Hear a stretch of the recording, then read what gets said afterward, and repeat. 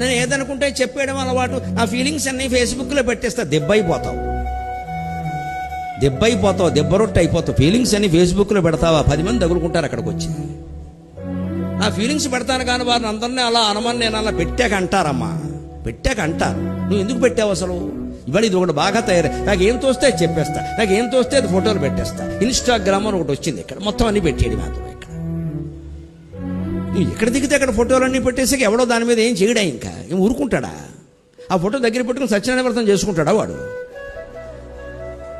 చేస్తున్న పనులు ఎలా ఉన్నాయి, జరుగుతున్న కార్యాలు ఇవి మొత్తం హత్యాచారాలకు వెళ్ళిపోతున్నాయి చివరికి. ఇలా పెరిగే కదా అంతవరకు వెళుతోంది మనిషి కామవాంఛ.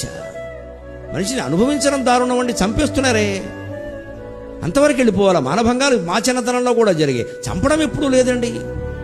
ఇప్పుడు అంతవరకు వెళ్ళిపోయింది పరిస్థితి, ఎందుకంటే విపరీతం అయిపోతుంది. అందరూ జాగ్రత్తగా ఉండవలసిందే.